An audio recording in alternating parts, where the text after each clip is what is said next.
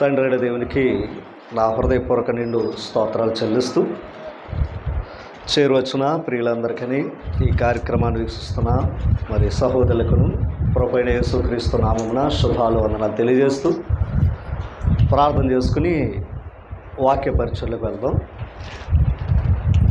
సకల ఆశీర్వాదాలకు కారణభూతుడైన మా ప్రియ పరలోకపు తండ్రి, మీ ఘనమైన అతి శ్రేష్టమైన నామానికి స్తోత్రాలు స్తుతులు చెల్లిస్తూ ఉన్నాం తండ్రి.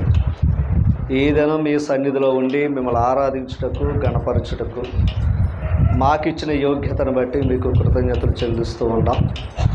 మరి తండ్రి, మరి ప్రార్థన చేయుటలోను, కీర్తన పాడుటలోను, వాక్య పరిచర్యలు చేయుటలోను, అన్ని విషయాల్లో కూడా తండ్రి మీరు కృప చూపుతున్నందుకు స్తోత్రాలు నాయన. కొన్ని విషయాలు మీ గ్రంథం ద్వారా మరి నేర్చుకోవాలని ఆశపడుతూ ఉన్నాం. మా స్వనీతిని, మా స్వబుద్ధిని, మా స్వశక్తిని కూడా దూరపరిచి మీ ఆత్మశక్తి ద్వారా, మీ ఆత్మీయత ద్వారా ఈ గ్రంథంలో ఉన్న విషయాలు మాకు తెలియపరిచి నాయన, సమాజంలో ఉన్న అజ్ఞానం నుండి మీ జ్ఞానాన్ని ద్వారా మీ సన్మార్గంలో మేము ఎల్లప్పుడూ ప్రయాణించే బిడ్డలుగా మమ్మల్ని బలపరచమని ప్రార్థిస్తూ చేరువచ్చిన వారిని అందరినీ కూడా పేరు పేరున దీవించమని యేసు క్రీస్తు వారి అతి శ్రేష్టమైన నామమున ప్రార్థించి వేడుకుంటున్నాం మా ప్రియ పరలోకపు తండ్రి. ప్రభు నామాన మరొకసారి ప్రత్యేక వందనాలు. మరి ఈరోజు దేవుని యొక్క మహాకృపను బట్టి మరలా ఆయన సన్నిధిలో ఉండడానికి అవకాశం ఇచ్చాడు. అయితే ముందుగా మరి 2 దినాల నుంచి కూడా జ్వరంతో ఇబ్బంది పడుతూ ఉన్నాను. రాత్రి కూడా 1 గంట కూడా తీవ్రమైన జ్వరం. మళ్ళీ ఇంజక్షన్ చేసి పడుకుంటే కానీ మరలా నిద్రట్లేదు. అయినా ఆ బలహీనతతో ఉన్నాను. అయితే ఆ బలహీనత ఎందుకు చెప్తున్నాను అంటే, నా శరీరం ఏదైనా సహకరించకపోతే వాక్య విషయంలో కొంత అర్థం చేసుకుంటారని చెప్తూ ఉన్నాను అన్నమాట. కనుక మరి బలంగా పనిచేయటం వేరు, అలాగే బలహీనతలో మరి ఉన్న పరిస్థితులు వేరు. ఒకసారి దీన్ని చూడన్నా, కొంచెం మనసు పెట్టి మనం ముందుకు వెళ్దాం. అందరూ సహకరించండి. మరి నా స్వరంగానే ఇబ్బంది పెట్టిన మిమ్మల్ని గ్రహించాలని మిమ్మల్ని ప్రేమతో మిమ్మల్ని అందరినీ కోరుతూ ఈరోజు దైవ వర్తమానాన్ని మనం విందాం. వస్తున్నా, నెట్ ఆపేయండి. నెట్ ఆపేస్తారా?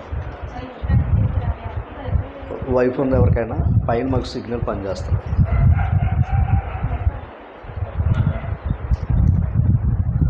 అంటే పవర్ అవుట్ లేక నెట్ పనిచేస్తలేదు. ఓకే,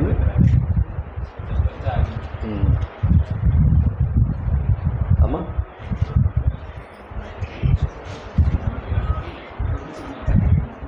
ఈ కార్యక్రమం ఉపయోగపడితే నాకు బలం ఇచ్చినట్టు, బూస్ట్ ఇచ్చినట్టు లెక్క అమ్మా.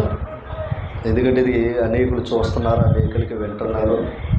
ఇది ఒక రికార్డుగా ఆధారంగా ఉంది. అంటే ఈరోజు వినేసేవారిగా కాకుండా అనేక సార్లు వినడానికి కూడా ఇది ఒక ఆధారమనే ఈ కార్యం ఏర్పాటు చేయడం జరిగింది తప్ప ఏదో మేము ఫేస్బుక్లోను, యూట్యూబ్లోను, కాంతి టీవీలో చెప్పే టీవీ ప్రసంగికులు లేదా యూట్యూబ్ ప్రసంగికులు కాదు సుమా.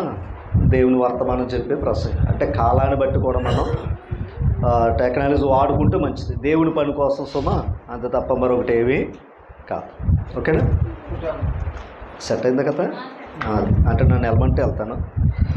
ఓకే, మరి ముందుగా మీ అందరు కూడా సహకరిస్తున్న అందరు కూడా ప్రత్యేక వందనాలు. దైవ వర్తమానాన్ని మనం ఈరోజు చాలా ప్రాముఖ్యమైన విషయాన్ని మనం నేర్చుకోబోతూ ఉన్నాం.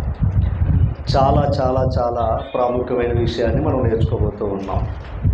అన్నిసార్లు ఎందుకు చెప్పానో అర్థం చేసుకోండి. లోకంలో నరుని యొక్క నిర్మాణం కొరకు మాట్లాడితే,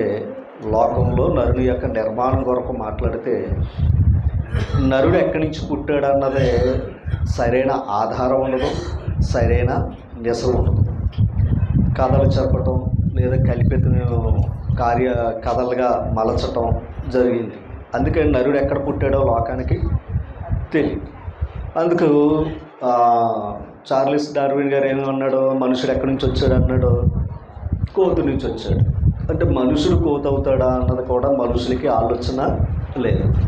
కోతి అనేది ఒక జంతువుకు పుడుతుంది తప్ప మనిషికి మాత్రం పుట్టదు. అంటే కామన్ సెన్స్ అంటారు దాన్ని. అంటే అది పెద్ద పెద్ద జ్ఞానాలు తిరగేసినంత మాత్రాన తెలుసుకునే చదువులు కాదు, అది కామన్ సెన్స్ అన్నమాట. ఆలోచన చెయ్యాలి. అలాగే కోడికి పుట్టేవి కోడి పిల్లలు అంతేనా, పశువులకు పుట్టేవి పశువు పిల్లలు, అలాగే మనుషులకు పుట్టేవి మనుషు పిల్లలు లేదా మనుషులు. ఈ విషయాలు మనకి సహజంగా తెలిసే విషయాలు. అయితే ఈరోజు నేను ఈ పాయింట్ని ఎందుకు చెప్తున్నాను అంటే, ఓకే, చార్లెస్ డార్విన్ అనేవాడు పాపం ఆయన ఏదో చెప్పాడు, ఏదో విన్నారో దాన్ని విడిచిపెట్టారు, పక్కన పెడతాం. ఆయన గురించి కాదు నా ప్రక్కన. ఏదైతే ఈరోజు సత్యము, వాక్యము, క్రీస్తు ప్రభు యొక్క గొప్పతనం చెబుతూ ఉన్నామో దానికి వ్యతిరేకమైన శక్తులు ఇది కల్పిత గ్రంథం అని, లేదా ఇదేదో వాళ్ళ సొంతంగా రాసుకున్న గ్రంథం అని నిందలు వేస్తున్న వారిని దృష్టిలో పెట్టుకుని చెప్తున్న పాఠం. ఓకేనా? అలా వారిని దృష్టిలో పెట్టుకుని చెప్తున్న పాఠం. దాన్ని మీరు అర్థం చేసుకోవచ్చు. అయితే వాక్యాన్ని బట్టి ఇది కల్పిత గ్రంథమా లేదా దైవ గ్రంథమా అన్నదానికి రుజువులు ఏమున్నాయి అన్న విషయాన్ని మనం ఈరోజు నేర్చుకోబోతూ ఉన్నాం. దైవ గ్రంథంలో మహాదేవుడు ఒక మాట మనకు చెప్పాడు. ఆయన యెషయా గ్రంథం 41వ అధ్యాయము, యెషయా గ్రంథం 41వ అధ్యాయంలోకి మనం వెళ్తే తీసారా? యెషయా గ్రంథం 45వ అధ్యాయం దగ్గర తీసారా? 41వ అధ్యాయం తీయండి. తీసారా? రైట్. ఈ 41వ అధ్యాయంలో మనం ఆలోచన చేస్తే 4వ వచనాన్ని చదవడం. ఎవడు దీన్ని ఆలోచించి జరిగించేను ప్రశ్న ఎత్తున్నాడు. తర్వాత ఆ మాట అన్నమాట, ఆది నుండి మానవ వంశములను పిలిచిన వాడునైనా యెహోవానగు నేనే. ఆది నుండి కూడా మానవ వంశాల్ని దేవుడు పిలుస్తున్నాడట. ఎవరు పిలుస్తున్నారు? అక్కడ చెప్పాడు, ఆది నుండి మానవ వంశములను పిలిచిన వాడైన యెహోవా. అంటే ఆది నుండి కూడా మానవ వంశాలు అన్నాడు. భూమి మీద ఎన్నో వంశాలు ఉన్నాయి. ఎన్నో వంశావళిని కూడా ఆయన ఏం చెప్తున్నాడు అంటే పిలుస్తున్నాడు అని చెప్పాడు. ఎప్పటి నుంచి? ఆది నుంచి అనే మాట ఇక్కడ మనకు కనపడుతుంది. ఆది అంటే ప్రారంభం అని అర్థం. ఒకసారి అదే యెషయా గ్రంథం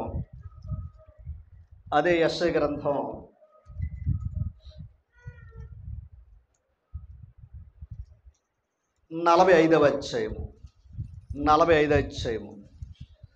11వ వచనాన్ని చదువుదాం. ఈ మాట వినాలి. ఇశ్రాయేలు పరిశుద్ధ దేవుడగు సృష్టికర్త అయిన యెహోవా. అంటే ఈ యెహోవా ఎవరయ్యా అంటే సృష్టికర్త. మరలా ఆయన ఎవరు అంటే పరిశుద్ధుడు. ఆ మాట కూడా అనడానికి అర్హత ఉండాలి. నేను నీతిమంతుడు అనడానికి అర్హత నాకు లేదు. ఒకవేళ పైకి చెప్పుకోవచ్చు. అమ్మా చూడండి ఇక్కడ ఏమంటున్నాడు ఆయన, ఇశ్రాయేలు పరిశుద్ధ దేవుడకు సృష్టికర్త అని యెహోవా ఈ మాట సెలవిచ్చుచున్నాడు. సృష్టికర్త మాట్లాడుతున్నాడు. చూద్దాం కిందకి. రాగల వాటిని గూర్చి నన్ను అడుగుదురా, అంటే రాబోయే కాలంలో నన్ను అడుగుదురా, నా కుమారులు గూర్చియు నా హస్తకార్యములు గూర్చి నాకు ఆజ్ఞాపింతురా. ఎవరికే? దేవుడికంట. దేవుని దగ్గర ఆజ్ఞాపించే నరుడు ఎవరో కూడా లేడు. తర్వాత మాట ఇది అండర్లైన్ చేయండి. భూమిని చూడండి, భూమిని కలుగ చేసిన వాడును నేనే, దాని మీదనున్న నరులను నేనే సృజించి తిని. ఎక్కడ? భూమిని కలుగు చేసిన వాడను నేనే. అంటే దేవుడు భూమిని ఏం చేశాడంట? కలుగు చేశాడంట. మొట్టమొదటిదే దేవుడు నరుని కంటే ఈ సృష్టిలో భూమిని కలుగు చేశాడట ఆయన. తర్వాత భూమిని కలుగు చేసిన వాడను నేనే దాని మీద నరులను సృజించుతాడు. అంటే భూమి మీద ఉన్న నరులందరినీ కూడా సృజించిన వాడెవరో? దేవుడే. ఓకే, ఇప్పుడు 18వ వచనం దగ్గరికి వెళ్దాం. అక్కడే చూడండి, ఆకాశములకు సృష్టికర్తయగు యెహోవాయే. ఎప్పుడైనా సరే దేవుడు అనే ప్రశ్న వేసుకుంటే సమాధానం ఏంటంటే సృష్టించిన వాడు మాత్రమే దేవుడు. సృష్టిని చేసిన వాడు దేవుడు అవుతాడు తప్ప సృష్టించబడిన వాడు దేవుడు అవడం. అమ్మా అదే ప్రశ్న. దానికి దేవుడు ఎవరే అంటే అది ఒకటే, సృష్టికర్తే దేవుడు తప్ప నరుడు చేత సృష్టింపబడిన వాడు దేవుడు కాడు. తర్వాత ఆయన చూడండి, ఆ సృష్టికర్త ఆయన భూమిని కలుగు చేసి దాన్ని సిద్ధపరిచి, అంటే భూమిని ఏం చేశాడు ఆయన? ఇందాక చెప్పుకున్న భూమి మీద ఉన్న నరులు సృజించాడు కదా, అందుకే దాన్ని ఏం చేశాడు ఆయన? సిద్ధపరిచి స్థిరపరిచాడు. సిద్ధపరిచాడు, స్థిరపరిచాడట. ఎందుకు స్థిరపరిచాడు? తర్వాత మాట, నిరాకారముగా ఉండునట్లు ఆయన దాన్ని సృజించలేదు. అంటే ఆకారం లేకుండా చేయలేదంట భూమిని. భూమిని ఏం చేశాడు? ఒక ఆకారంగా ఆయన ఏం చేశాడు? సిద్ధపరిచాడు. తర్వాత మాట, అదనమాట నివాస స్థలమగునట్లుగా. అదనమాట నివాస స్థలం ఎవరికే? నరుడికి. దేవుడికి సుమా. దేవుడికి నివాస స్థలం ఏదయ్యా అంటే పరలోకం. నరులకు నివాస స్థలం ఏదయ్యా అంటే భూమి. అందుకే ఈ భూమి మీద ముందు భూమిని ఏం చేశాడు ఆయన?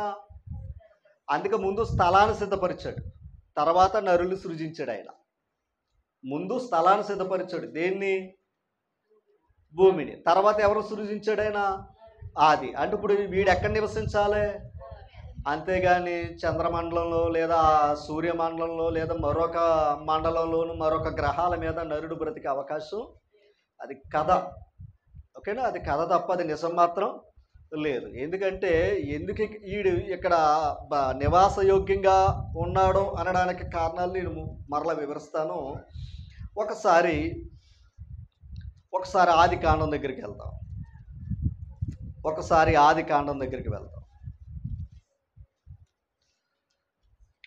మొదట అధ్యాయం,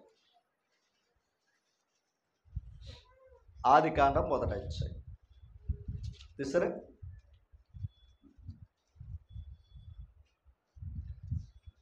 తీసరమ్మా 26 వచ్చు, 1:26. దేవుడు అంటే ఎవరితో మాట్లాడుతున్నాడు కదా, మన అనే పదం వాడాడు. దేవుడు మన అన్నాడు. మన అంటే ఎవరో ఉన్నారు అక్కడ. అమ్మ మన స్వరూపమందు మన పోలిక చొప్పున, మన పోలిక చొప్పున నరులను చేయదు. అక్కడ దేవుడు మన అనే పదం వాడాడు. మన అంటే ఎవరో ఉన్నారు ఇంకా, దాని అర్థం అది. అప్పుడు ఏం చెయ్యాలనుకున్నాడు ఆయన? ఓకే, 27వ వచనం తర్వాత, దేవుడు తన స్వరూపమందు ఆ నరుని ఏం చేశాడు? సృజించాడు. ఎవరి స్వరూపం? నరుడు దేవుని స్వరూపం. తర్వాత దేవుని స్వరూపమందు వాణ్ణి సృజించాను. ఈ మాట వినాలి. స్త్రీని గాను పురుషుని గాను వారిని ఏం చేశాడు? సృజించాడు. అంటే స్త్రీగా పురుషుడిగా ఏం చేశాడు? ఆయన సృజించాడు అని చెప్తున్నాడు అక్కడ ఆ మాట. ఇప్పుడు ఇది ఆది కాండం 2:7 వచనం. దేవుడైన యెహోవా నేల మట్టితో అది ఎలా సృజించాడు అనడానికి ఇక్కడ చెప్పాడు అనమాట. అక్కడ చేస్తానన్నాడు. ఇప్పుడు ఆ చేయడానికి ఆధారం ఏంటంటే చెప్తున్నాడు అనమాట. ఎవరో అది అంటే చేస్తానంటే దానికి ఆధారం కావాలి కదా, సాక్ష్యం కావాలి కదా. ఇప్పుడు దానికి ఆధారం ఏంటయ్యా అంటే ఇప్పుడు చెప్తున్నాడు ఆయన. చూడండి, దేవుడైన యెహోవా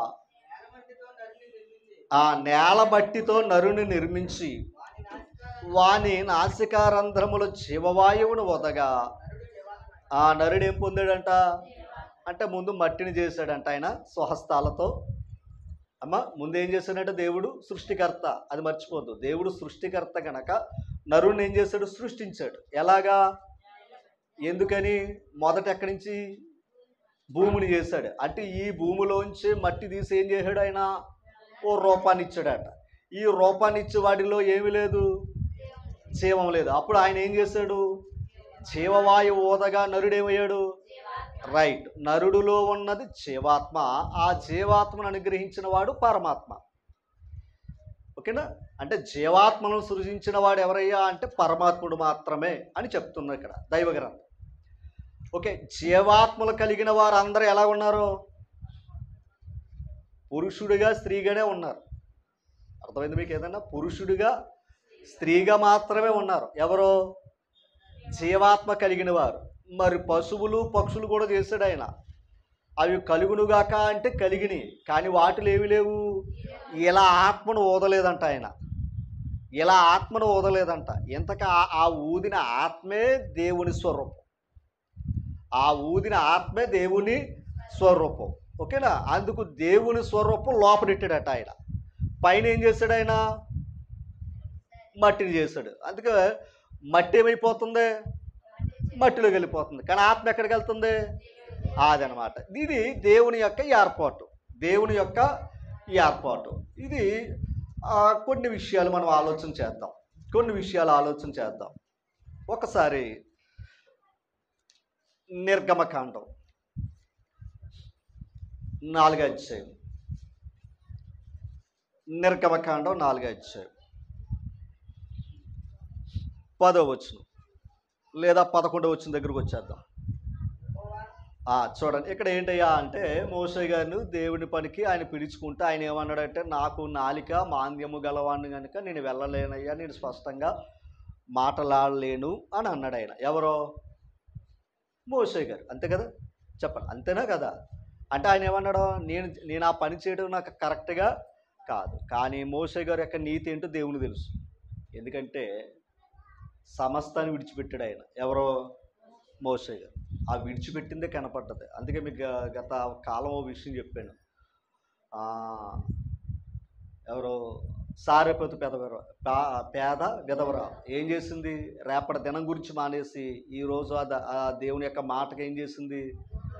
అందుకే ఆవిడ జీవితకాలం అంతా ఎటువంటి ఆహారం లోటు లేకుండా త్యాగపూరితమైన జీవితం. అందుకే దేవుడు యథార్థ హృదయము గలవారిని ఏం చేస్తాడో అంటే, దేవునికి కావలసింది ఏంటయ్యా అంటే యథార్థత కావాలి. ఇది గుర్తుపెట్టుకోండి. ఎందుకో తెలుసా? దేవుడు యథార్థ పరులు ఎందుకు ఇష్టపడుతున్నాడు అంటే, ఆయన చేసిన క్వాలిటీ అదే. నరులను దేవుడు ఎలా చేశాడు? మనుషులు ఏమైపోయారు? వివిధమైన తంత్రాలు. ఇప్పుడు తంత్రాలకు దూరంగా ఉండి దేవుని పట్ల యథార్థంగా ఉన్నవాడిని దేవుడు విడిచిపెట్టడు. ఎందుకంటే దేవుడు చేసుకున్న క్వాలిటీ అది. ఏది? యథార్థత అనమాట. అందుకు మోషే యథార్థపరుడే. అందుకే నువ్వు ఆ కారణం ఏం చెప్పొద్దురా బాబు, రా అని చెప్పి అక్కడ పదం చెప్పాడు. అది మనకు అవసరం. 11 యెహోవా. ఈ మాట వినాలి దయించి. ఇక్కడ ఉన్న మన పాయింట్. మానవునికి నోరిచ్చిన వాడు ఎవడు? మోషేతో చెప్తున్నాడు. మనుషులకి నోరిచ్చింది ఎవరో? తర్వాత ఈ మాట చూడండి. మోగవానినే కానీ, చెవిటివానినే కానీ, దృష్టి గలవానినే కానీ, గ్రుడ్డివానినే కానీ పుట్టించిన వాడు ఎవడు అంటే కళ్ళు లేనివాడిని. రెండవది మోగవాడినే కానీ అంటే విధంగా చెప్పాలంటే వికలాంగులను కూడా సృష్టించింది ఎవరు ఇక్కడ? అదే చెప్తున్నాడు. వాళ్ళని సృష్టించింది ఎవరో? నేనే కదా, నీకు లోపం ఉన్న సంగతి నాకు తెలీదా అని అంటున్నాడు ఆయన. ఎందుకంటే ఇందాక చెప్పాను, సృష్టికర్త. ఆ సృష్టికర్తలో ఆ శరీరానికి ఆ లోపం ఎందుకు పెట్టాడో మనకు తెలీదు. కానీ ఆల్రెడీ చేసిన వాడు ఎవరో? ఇప్పుడు మరలో అనుకోద్దు, మన బిడ్డ మనకే ఏమనుకోకుండా, మన జన్మతో మన బిడ్డకు కొంచెం ఏమైనా లోపం బలహీనతలు ఉన్నాయనుకోండి, మనం ఏం చెప్పుకుంటాం? లోపాన్ని బట్టి నా బిడ్డ అని అన్నాం. నా బిడ్డ కాదని చెప్పాం. లోపం ఉన్న ఎవరో? నా బిడ్డే. ఇంకా చెప్పమంటారా? లోపం లేని వాడికంటే లోపంలో ఉన్నవాడిని బాగా చూసుకుంటాం కదంటారా? లోపం లేని వాడికంటే లోపం ఉన్నవాడిని ఇంకేం చేసుకుంటాం? ఇంకా జాగ్రత్తగా చూసుకుంటూ ఉంటాం మనం. రైట్. ఇప్పుడు సామెతల గ్రంథం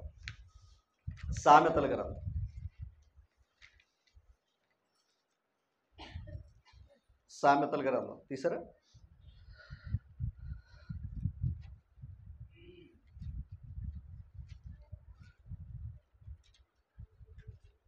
22వ అధ్యాయం.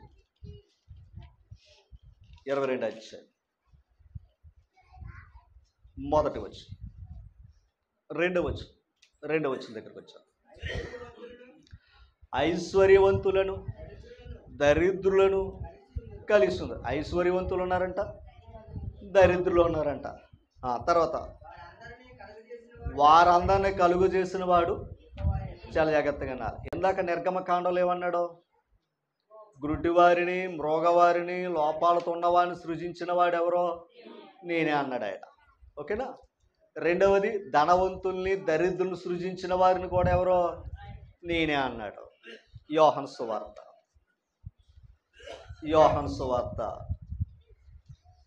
10 మొదటి వచ్చు. యోహాను సువార్త 9 మొదటి వచ్చు. ఆయన మార్గమును పోవుచుండగా, అంటే పుట్టుకతో ఏమై ఉన్నాడంటే ఇతను గుడ్డివాడంట. ఆయన శిష్యులు బోధకుడా, ఇది చాలా అవసరమైన పాయింట్ ఇది మనకి. యేసుప్రభు శిష్యులు అన్నారట, బోధకుడా వీడు గుడ్డివాడై పుట్టుటకు, అది పాయింట్ అండర్లైన్ చేయండి. అంటే గుడ్డివాడు పుట్టాడంటే వాడు ఏం చేసుకున్నాడని అర్థం. లోకంలో కథ అదే. ఏమని, ఈరోజు లోపాలతో పుట్టారు అంటే దాని అర్థం ఏంటయ్యా అంటే వారు ఏం చేసుకున్నారని, పాపం చేసాడేమో. తర్వాత ఇంకో మాట చెప్పాడండి. తర్వాత ఇంకోటి చెప్పాడు.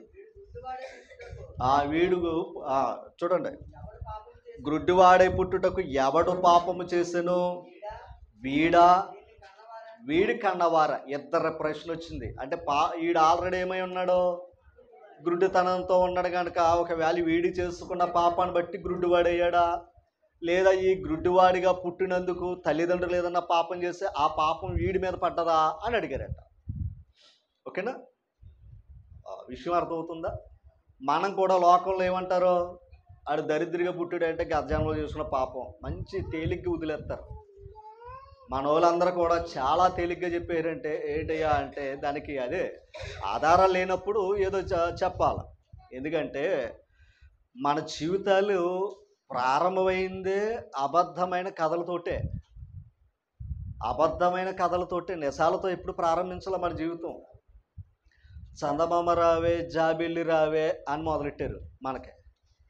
మనం అప్పుడు ఏంటి, తెంగరోళ్ళు కనుక ఏం చేస్తాం, వస్తుంది కదా అని ఏం చేస్తాం, నోరు తెరిచి మొదలెట్టారు. ఇంతగా ఈ అబద్ధం ఏమైపోయింది, ఇంకా అది ఎవరు చెప్పినా కూడా అబద్ధం నమ్ముతున్నాడే తప్ప నిజాన్ని నమ్మివాడు ఎవడో లేడు. అది చెప్తున్నాడు అనమాట. అందుకే గత జన్మ అది వద్దు. అసలు గత జన్మ అనేదే లేదు. గత జన్మ అనేది లేనే లేదు. అందులో ఎటువంటి సందేహం లేదు. గత జన్మలో చేసాడు కనుక వీడు గుడ్డివాడిగా పుట్టలేదు, వాడు మోగవాడిగా పుట్టలేదు, దరిద్రుడిగా పుట్టలేదు, ఆడేదో పుణ్యం చేశాడు కనుక ధనవంతుడిగా పుట్టాడు. ఈ కథలన్నీ అక్కడ వరకే, ఎక్కడ పని చేయు. అందుకే ఆయన అన్నాడు ఏమని, అసలు గుడ్డివానిగా పుట్టించింది, వికలాంగుడిగా పుట్టించింది, ధనవంతుడిగా పుట్టించింది, దరిద్రుడిగా పుట్టించింది ఎవరో నేనే అన్నాడు ఆయన. మరి ఆయన ఎందుకు పుట్టించాలి, దానికి కారణం ఉంది. తర్వాత మాట చదవండి. యేసు ఈ మాట వినాలి. వీడైనను అది ఏం చెప్పాడు ఆయన, ఒక మాట. నిజంగా పాపం చేయకుండా ఉన్నారా? ఏ ఒక్కడో లేడు, అందరూ ఏం చేశారు.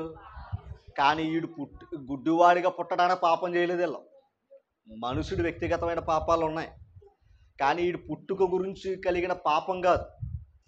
అర్థం చేసుకోవాలి. అందుకే జన్మ పాపం లేదు, జన్మ పాపం అనేది లేదు, పుట్టుకతో పాపం లేదండి. అందుకే దేవుడు నరులను యథార్థవంతులుగా పుట్టించాడు. ఆయన పుట్టుకలో గమనించాలి. అందుకే పరలోక రాజ్యం ఎవరిది అన్నాడు ఆయన, ఇలాంటి చిన్నవారిదే అన్నాడు. అర్థం చేసుకోవాలి దయించి. కాకపోతే వీడు పెరిగిన తర్వాత నేర్చుకున్నాడు అంతే. అయితే తర్వాత మాట చదువుతాం. కానీ ఈ మాట విన, దేవుని క్రియలు అదనమాట. దేవుని క్రియలు వీని యందు ప్రత్యక్షపరచుటకే వీడు గుడ్డివాడిగా పుట్టాడు అనమాట. అంటే ఈ గుడ్డివాడు పుట్టడానికి కారణం ఏంటయ్యా అంటే దేవుని క్రియలు ఇతని యందు ఏమవ్వాలి చెప్పాలి. ఏమవ్వాలి? దేవుని క్రియలు ప్రత్యక్షము అవ్వాలి, అందుకు పుట్టాడని చెప్పాడు ఆయన. ఎవరో యేసుప్రభు చెప్తున్నాడు. ఓకేనా?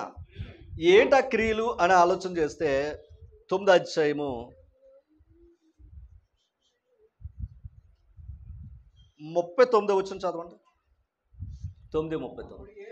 అప్పుడు యేసు, అండర్లైన్ చేయండి, చూడని వారు చూడవలెను, చూచువారు చూచువారు ఏమైపోవాలంట?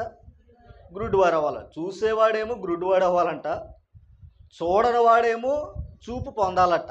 తర్వాత మాట, అను తీర్పు నిమిత్తము, అది ఆ తీర్పు కొరకు నేను లోకానికి వచ్చాను అన్నాడట. అంటే చూసేవారు ఏమవ్వాలి? గురుడివారు అవ్వాలి. చూడని వారు ఏమవ్వాలి? ఇప్పుడు ఈ గురుడివాడు ఎవరిని చూశాడు? ప్రభుని చూశాడు. కానీ చూసేవారు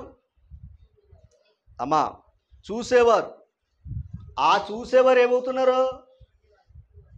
ఈ ప్రభుని చూడలేకపోతున్నారు.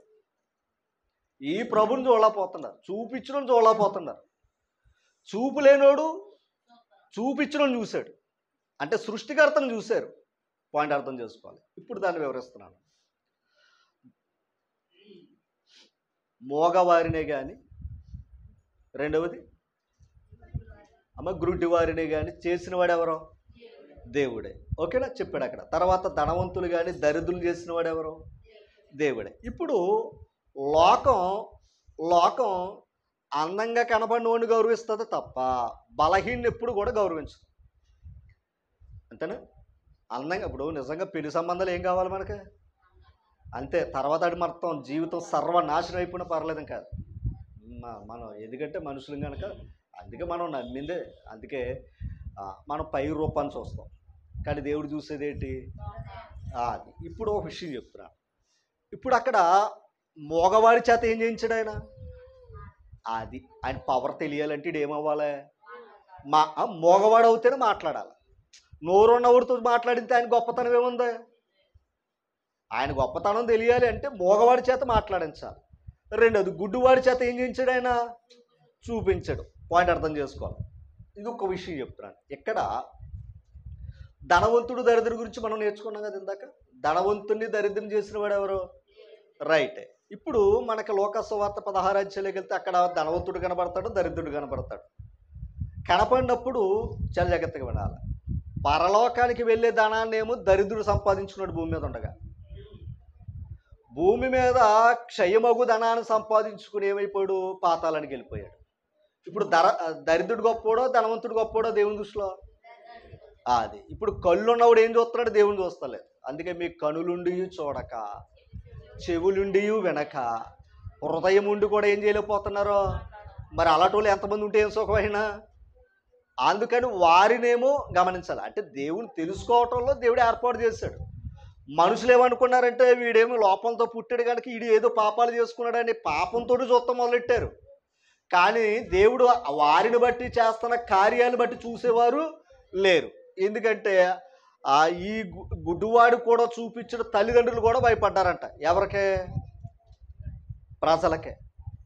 ఎందుకని నా కొడుకు చూపించాడు అంతకంటే కేటని ఆనందం కంటే ప్రజలు ఏం చేస్తారని బెలేస్తారన్న భయంతో ఆ విషయం కూడా ఎవరికి తెలదా వాడిని అడగండి అని చెప్పారట. ఎవరో? రైట్. ఒక విషయాన్ని ఆలోచన చేయండి. ఇప్పుడు వీళ్ళిద్దరిని పుట్టించిన వాడు కూడా ఎవరో? రైట్. మత్తయి సువార్త 19 అధ్యాయం 4వ వచనం. మత్తయి సువార్త 19 అధ్యాయం 4వ వచనం. ఆయన, ఈ మాట, ఆయన సృజించిన నాడు, అంతేనా? వాడా? ఆయన సృజించిన వాడు ఆది నుండి, అంటే ఎప్పటి నుంచి? ఆదాము నుంచి, అంతేనా? అప్పటి నుంచి మనుషుల్ని ఎలా సృష్టించాడట ఆయన? పురుషునిగాను స్త్రీగాను సృజించాడట. అది ఎప్పటి నుంచి? అంతేగాని మధ్యలో ఏమి ఆయన మార్చలేదు. ఓకేనా? మధ్యలో మనుషుని జంతువుగా చేయలేదు, జంతువుని మనిషిని చేయలేదు ఆయన. పాయింట్ అర్థం చేసుకోవాలి. ఇప్పుడు 12వ వచనం అండర్లైన్ చేయండి. తల్లి గర్భము నుండి, ఈ పాయింట్ అర్థం చేసుకోవాలి మళ్ళా. తల్లి గర్భము నుండి ఎలా పుట్టారు? నపంసకులు. మన అందరూ తెలిసింది ఇది. అంటే స్త్రీ పురుషులు కాకుండా మరొక మనస్తత్వం అది. అంతేనే కదంటారా? మనస్తత్వం కాదంటారా? మనస్తత్వం, శరీరతత్వం, అది మనస్తత్వం అది. ఓకేనా? ఆ తల్లి ఆల పుట్టింది కూడా ఎక్కడి నుంచి? పాయింట్ అర్థం చేసుకోవాలి. నపంసకులు కూడా పుట్టించింది ఎక్కడి నుంచి? తల్లి గర్భమే, తల్లి గర్భమే. ఓకేనా? తర్వాత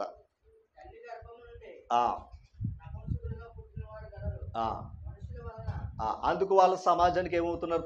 దూరంగా ఉండి బ్రతుకుతున్నారు. వాళ్ళ మెంటాలిటీ అది. ఓకేనా? తర్వాత మనుషుల వలన నపంసకులుగా చేయబడిన వారు, మనుషుల చేత నపంసకులుగా చేయబడిన వారు కూడా ఉన్నారట. అంటే మనుషులు ఎలా చేస్తారు అంటే, రాణి గారి దగ్గర పని చేయాలంటే పురుషుడే ఎలా చేయబడాలి? నపంసుగా చేస్తే కానీ ఆ రాణిగారి దగ్గర పనిచేసే అవకాశం ఉండదు. అందుకు మనుషులు చేస్తే ఏం చేస్తారు అంటే నపంసులుగా చేసిన వారు ఉన్నారు. కానీ తల్లి గర్భమును పుట్టినది కూడా ఎలా పుట్టారు? నపంసులుగా పుట్టినవారు కాదు. ఓకేనా? కానీ ఒకటే, వాళ్ళ పుడితే స్త్రీగాను పురుషుడిగానే పుడతారు. ఇంకో రూపంతో పుట్టే అవకాశం లేదు. తర్వాత పురుషుడిగా పుట్టిన తర్వాత లేదా అంటే ఆడవారి యొక్క మనస్తత్వం ఉండొచ్చేమో, అవునా కదంటారా? అలాంటి మనస్తత్వం ఉండొచ్చేమో. కానీ దేవుడు వారిని కూడా ఎక్కడి నుంచి పుట్టించాడు? అది నేను అంటుంటా, తల్లి గర్భం నుంచి వచ్చారు వీళ్ళందరూ. మూలం తల్లి గర్భం, మర్చిపోదు సుమా. ఆ తర్వాత రండి చెప్తాను. అండర్లైన్ చేయండి. పరలోక రాజ్యము నిమిత్తము, పరలోక రాజ్యము నిమిత్తం తమను తామే నపంసులుగా చేసుకుని వారు, నపంసులుగా చేసుకుని నపంసుకులు గలరు. అంటే దేనికోసం ఇది? మనుషుల కొరకు చేయబడిన నపంసుకులు ఉన్నారు. వాళ్ళు ఎందుకయ్యా అంటే రాజుల దగ్గర పని చేయాలి, రాణుల దగ్గర పని చేయాలి, జీతాల కోసం. అంతేనా? జీతాల కోసమే కదా అమ్మా. రెండవది, ఇప్పుడు పరలోక రాజ్యం కోసం తమను తాము ఏం చేసుకున్నారంటే వాళ్ళు నపంసుకులుగా చేసుకున్నారంట. దాని అర్థం ఏంటంటే, మొదటి కొరింథీ పత్రిక 7వ అధ్యాయంలోకి వెళ్తే, సమయం లేదు కనుక 7వ అధ్యాయంలోకి వెళితే అక్కడ కొన్ని విషయాలు మనం ఆలోచన చేస్తే, పెళ్ళైన వాడి కంటే పెళ్లి కాని వాడు బాగా చేస్తున్నాడు రా దేవుని పని అన్నాడు. అన్నాడా లేదా? చెప్పాలి. పెళ్ళైన వాడి కంటే పెళ్లి కాని వాడు ఏం చేస్తున్నాడు? దేవుని పని ఏం చేస్తున్నాడు? ఎందుకంటే ప్రభు కార్యాల మీద చింతపడుతున్నాడు. పెళ్ళైనడు ఏం చేస్తున్నాడు? భార్య మీద చింతపడుతున్నాడు అని చెప్పాడు. అంటే ఒకటే, ఇప్పుడు భక్తుడు రెండు, ఒకటి కుటుంబ చింతన, రెండు దైవ చింతన. అసలు భార్య లేదనుకోండి, కుటుంబం లేదనుకోండి, ఇంకెవరి చింతనలో ఉంటాడో? ఇప్పుడు పరలోక రాజ్యం కొరకు తమను తాము నపంసులు చేసుకున్నారు అన్నారు చూసారా? వారి కోరికలు అలాగా పెళ్లి చేసుకోవాలని దాన్ని పక్కన పెట్టి ప్రభు చిత్తం నెరవేర్చడానికి ఆ ఉద్దేశంలో వెళ్ళారట వాళ్ళు. ఓకేనా? వాళ్ళు కూడా ఎక్కడి నుంచి పుట్టారు? అది వాళ్ళ కూడా ఎక్కడి నుంచి పుట్టారు అంటే తల్లి గర్భంలోంచే పుట్టారు అనే మాట మనకు కనపడుతూ ఉంది. ఒక మాట యెహెజ్కేలు గ్రంథం 16వ అధ్యాయం.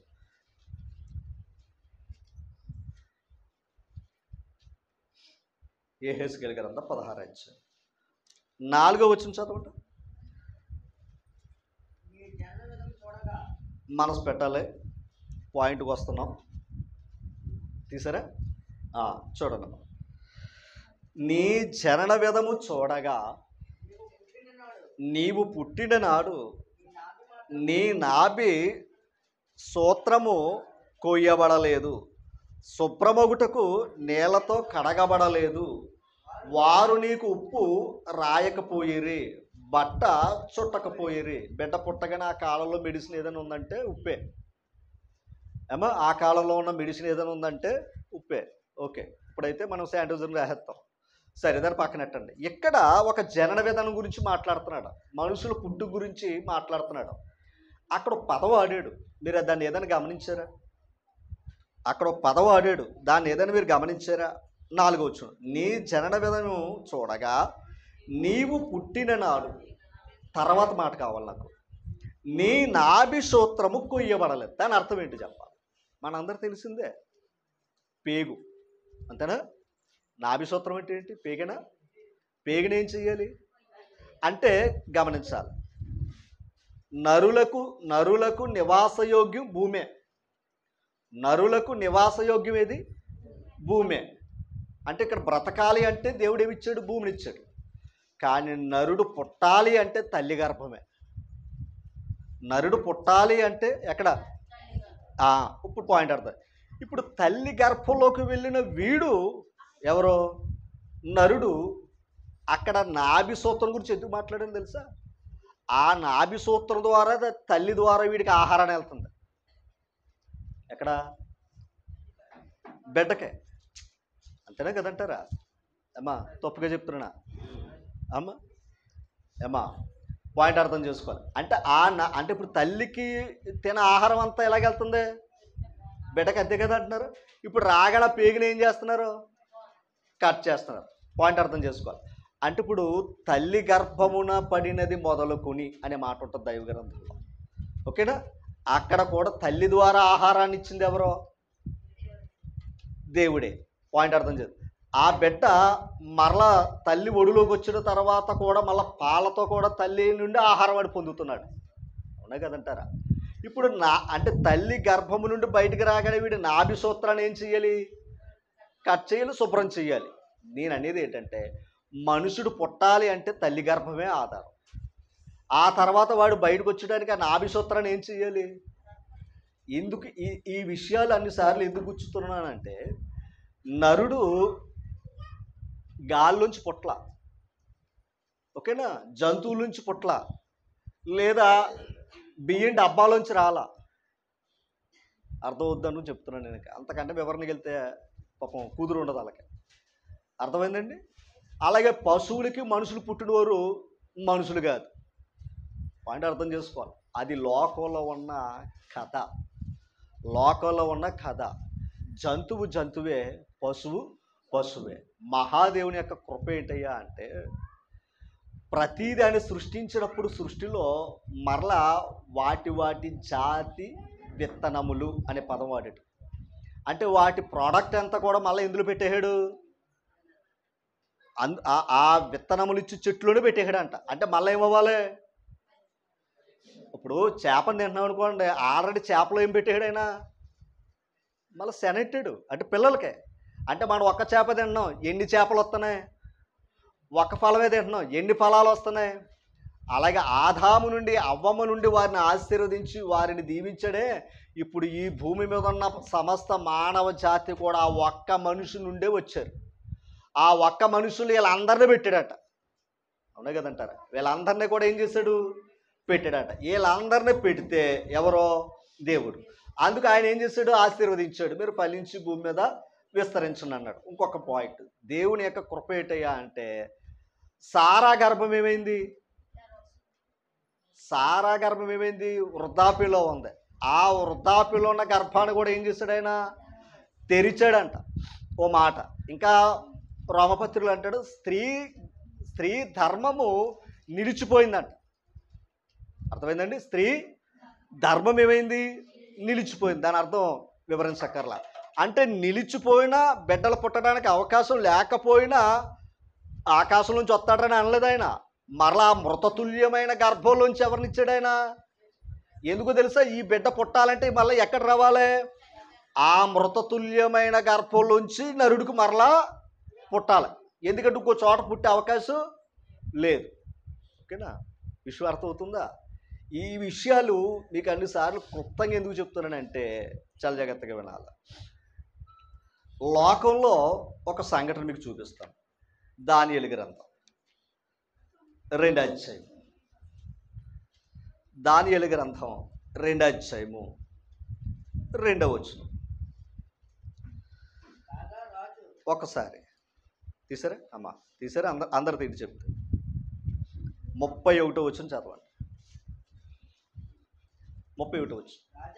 రాజా తాము చూచుచుండగా బ్రహ్మాండమగు ఒక ప్రతిమ కనపడెను కదా.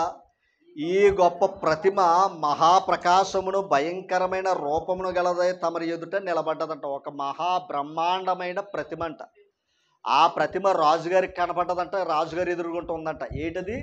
ప్రతిమ. అండర్లైన్ చేయండి. ప్రతిమ. అప్పుడు చెప్పాడండి 32వ వచనం చూడండి. ఆ ప్రతిమ గురించి చెప్తున్నాడు. అండర్లైన్ చేయండి. ఆ ప్రతిమ యొక్క శిరస్సు అంటే శిరస్సు ఏంటంట? మేలిమి బంగారం. ఓకేనా? శిరస్సు బంగారం అంట. ప్రతిమ అండ్ తర్వాత దాని రొమ్మును భుజములు వెండివి. ఓకేనా? భుజము రొమ్ము ఏంటంట? వెండి. బంగారం తర్వాత ఏంటి? వెండి. తర్వాత దాని ఉదరమును తర్వాత దాని ఉదరములు తొడలు ఎత్తడివి, అంటే బంగారం, తర్వాత వెండి, తర్వాత ఎత్తడి, తర్వాత దాని మోకాలు ఇనపదియు, దాని పాదములలో ఒక భాగము ఇనపదియు ఒక భాగము మట్టిదియు ఉందంట. పాయింట్ అర్థం చేసుకోవాలి. ఒక ప్రతిమలో బంగారం కనబడ్డదంట, ఆ కింద భాగంలో వెండి కనబడ్డదంట. 3 అంటే ఉదరం లేదా తొడలు, అక్కడేమో ఏది కనబడ్డదంట? ఎత్తడి కనబడ్డదంట. కింద భాగం కాడికి వచ్చాక ఏమని కనబడ్డదంట? పాదాలు ఈనుము. అంటే ఇక్కడ మీరు చాలా జాగ్రత్తగా వినాలి. ఒక ప్రతిమ కనబడ్డదంట. ఆ ప్రతిమ ఏంటి? ఆలోచన చేయలు దయించి. ఓకేనా? నేను అంతకన్నా లోపలికి వెళ్ళకూడదు. మీరు అర్థం చేసుకుంటే అదృష్టవంతులు అవుతారు. ఓకేనా? లోకంలో మనుషులు ఎక్కడి నుంచి పుట్టారయ్యా అంటే, ఓకేనా, ఏదో చెప్పుకుంటున్నారు వాళ్ళు. ఓకే, పాయింట్ అర్థమైందా? మనుషులు ఎక్కడ పుట్టారంటే, ఎక్కడి నుంచి ఒకరు పుట్టారంట, జబ్బల్లోంచి ఒకరు పుట్టారంట, ఎక్కడి నుంచి ఒకరు పుట్టారంట, అక్కడి నుంచి ఒకరు పుట్టారంట అని కథ చెప్పారు వాళ్ళు. పాయింట్ అర్థమైందా? ఇప్పుడు ఇక్కడ ఒక ప్రతిమ కనబడ్డది, సేమ్ వాళ్ళు చెప్పినట్టుగానే ఉంది. అర్థమైందా? బంగారం, వెండి, ఎత్తడి, ఈనుము సేమ్ వాళ్ళు చెప్పినట్టుగా ఉంది. కానీ చాలా జాగ్రత్తగా ఇప్పుడు ఆ రాజుగారికి కనబడిన ఆ ప్రతిమ ఏంటయ్యా అంటే, ఓకేనా, భవిష్యత్తులో జరగబోతున్న రాజ్యాల గురించి చెప్పిన విషయాలే. ఓకేనా? ఇప్పుడు తలకాడి నుంచి పాదాల దాకా చూస్తే వాళ్ళందరూ మనుషులే. తలకాడి నుంచి పాదాల దాకా చూసింది అదంతా కూడా ఎవరి కోసం చెప్పారయ్యా అంటే మనుషుల కోసం చెప్పారు. కానీ మొదటి బంగారం ఎవరయ్యా అంటే నెబుకద్నెజరు బబులోను రాజ్యం చెప్పిందంట. శిరస్సు, అది బలమైన రాజ్యం. అందుకు దాన్ని ఏ లోహంతో పోల్చాడు? అదనమాట. దాని తర్వాత కొంచెం ఏది తక్కువ, ఏది మాదీయ పార్శిక రాజ్యం వస్తుంది అని చెప్పాడు. అది భుజాల గురించి మాట్లాడాడంట. దాన్ని వెండుతూ చూపించాడంట. అది రాజ్యమే. మీకు ఇంకో పాయింట్ చెప్పనా? ఈ రాజ్యాన్ని ఓడించిందే ఈ రాజ్యం. మళ్ళా అర్థమైందండి? వెండే బంగారాన్ని ఓడించింది. పాయింట్ అర్థమైందా? అంటే ఇలా దిగిపోతుంటే మరీ దిగిపోయిందని అనుకోకండి. దీన్ని ఓడించింది ఇక్కడికి వచ్చింది. కానీ దీనికంటే గొప్ప ఆధిక్యతను సంపాదించిన రాజ్యం కాదు ఇది. ఏది? మాదీయ పార్శిక రాజ్యం. దాని తర్వాత ఏముంది? ఎత్తడి ఉంది, అంతేనా? దాని తర్వాత ఏముంది? ఎత్తడి. ఆ ఎత్తడి రాజ్యం ఏంటయ్యా అంటే గ్రీకు రాజ్యం, అలెగ్జాండర్. ఓకేనా? ఇప్పుడు ఆ రాజ్యం ఎత్తడితో పోల్చాడు అనమాట. తర్వాత రాజ్యం ఏముంది? ఇనుము, మట్టి అన్నాడా? ఆ ఇనుము రాజ్యం ఏదో కాదు, రోమా సామ్రాజ్యం గురించి చెప్పాడట. ఇప్పుడు ఆ రాజ్యాలన్నీ కూడా ఈ రాజుగారికి ఒక ప్రతిమలో దేవుడు కనపరిచి, ఒరే నీ రాజ్యాలన్నీ ఇదిగో, మీరు భూమి మీద ఉన్న రాజ్యాలన్నీ కూడా ఎలాగ ఉంటాయి, ఓ రాజ్యం ఒకటి ఇలాగా మీరు ఆక్రమించుకుంటారో, కానీ భవిష్యత్తులో రాబోయే ఒక రాజ్యం ఒకటి ఉంది. ఆ రాజ్యం గురించి ఆయన చెప్పాడట. ఏటయ్యా అంటే 35వ వచనం చదవండి. 34వ వచనం. మరియు చేతి సహాయము లేక తీయబడిన ఒక రాయి, అండర్లైన్ చేయండి, ఒక రాయి. ఆ రాయి ఏంటి? అమూల్యమైన రాయి, మూలరాయి. అమ్మా, సియోనులో వేసిన పునాది రాయి. ఓకేనా? ఎవరో క్రీస్తు ప్రభు గురించి చెప్పిన రాయి అది. ఇనుమును మట్టియు కలిపిన ప్రతిమ యొక్క పాదముల మీద పడి దాని పాదములు తుత్తునిలిగా విరగగొట్టును. తర్వాత తమకు కనబడిన తర్వాత అంతటా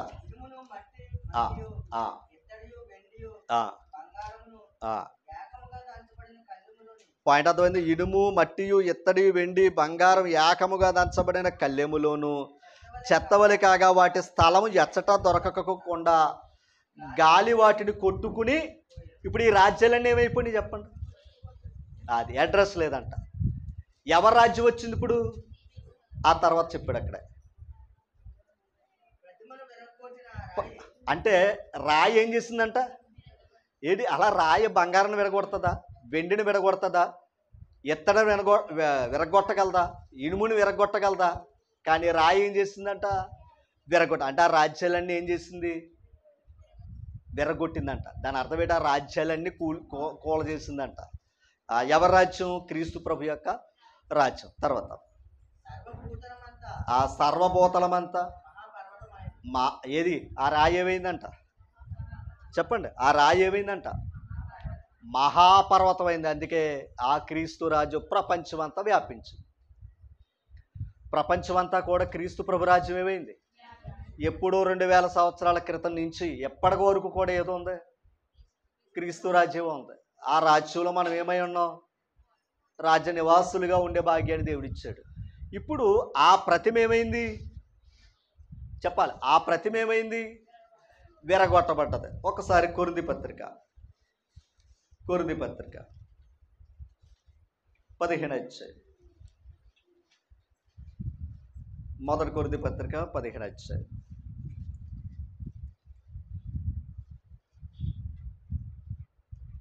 చూసారా అమ్మా?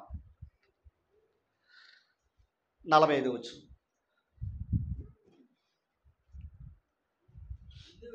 ఇందు విషయమై ఆదామును మొదట, అంటే ఆదాము ఈ భూమికి ఎవరంట? మొదట మనుషుడట. అమ్మ, ఆ మనుషుడి నుండే ఈ సర్వ మానవ జాతి పుట్టింది. అంటే మొదట పితరుడు ఎవరయ్యా అంటే మనకు ఎవరో తెలుసా? ఆదాము నుండి వచ్చిన వారు మనం. ఆదామను మొదటి మనుషుడు జీవించు ప్రాణి ఆయన అని వ్రాయబడి ఉన్నది. కడపటి ఆదాము ఎవరు అంటే ఈయన పేరు కూడా క్రీస్తు ప్రభుని ఎలా పోల్చుకున్నాడో తెలుసా? కడపటి ఆదాము అని పోల్చుకున్నాడు. ఆయన ఏం చేస్తున్నాడంట? జీవింపచేయు ఆత్మ. ఈయనేమో ప్రాణం ఇచ్చాడంట. ఎవరో? ఆదాము. క్రీస్తు ప్రభు ఏమిస్తున్నాడో? జీవింపచేయు ఆత్మనిస్తున్నాడంట. ఓకేనా? ఇది చెప్పి 47 వచ్చు. మొదటి మనుషుడు ఏ సంబంధి? భూ సంబంధి అయి మట్టి నుండి పుట్టినవాడు. రెండవ మనుషుడు, అది తేడా. మొదటి మనుషుడు ఎక్కడి నుంచి వచ్చాడంట? మట్టి నుండి పుట్టాడు. అందుకే మట్టిలో ఉన్నాడు, మట్టిలో చచ్చిపోయాడు. రెండవ ఎవరో? ఆదాము. ఆయన ఎక్కడి నుంచి వచ్చాడంట? పరలోకం నుండి వచ్చాడంట. మరల ఎక్కడికి వెళ్ళిపోయాడు ఆయన? పరలోకి వెళ్ళేమంటట. ఇక్కడ ఒక విషయాన్ని మనం ఆలోచన చేస్తే అదే కొరింథీ పత్రికలో 42 వచ్చిన చదవండి. 42 వచ్చు. ఈ మాట వినాలి. యేసు ప్రభు ఈ లోకానికి వచ్చి చేసిన బోధ ఏంటయ్యా అంటే మృతుల పునరుత్థానం. అంటే మృతులకి ఏముంది? అది.